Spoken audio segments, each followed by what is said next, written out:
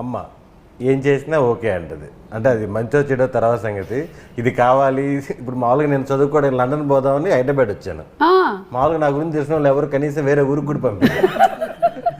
మా అమ్మేమో మా నాన్నతో ఫైట్, పిల్లోడు చదువుకుంటే మనకే కదా మంచి పేరని. నేను 10th ఇంటర్లోనే ఏం సాధించలేదు నేను. వీడు లండన్ ఎందుకు వెళ్తాడే అంటే వాడు వెళ్తాడని చెప్పి గొడవ చేసి పంపించేసింది.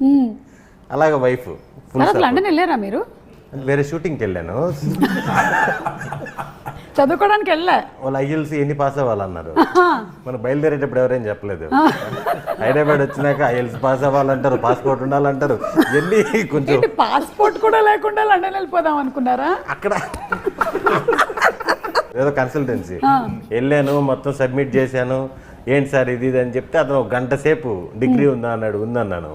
తీరా చూసాడు, డౌట్గా చూస్తుంటే సార్ అది తీసుకున్నాను బట్ ఒరిజినలే సార్ అది అన్నీ చెప్పాను. ఫైనల్గా వాడికి అర్థమయ్యి, నాకు అర్థమైంది నువ్వు ఇండియా దాటిపోవాలి అంతే కదా, సింగపూర్ పంపించేస్తాను, లగేజ్ ఎత్తుకొచ్చేసే నువ్వు 2 నెలలు అరేంజ్ చేస్తున్నారు. ఆంధ్ర తెలంగాణ గొడవలు జరిగి ఎంఆర్ ఆఫీస్ మూసేస్తున్నారు. పాస్పోర్ట్ కావాలంటే డేట్ ఆఫ్ బర్త్ కావాలంట. డేట్ ఆఫ్ బర్త్ మనకి ఎప్పుడు ఉపయోగపడలేదు చిన్నప్పటి నుంచి. ఇంకా పాస్పోర్ట్ కావాలన్నప్పుడు ఆగిపోయినప్పుడు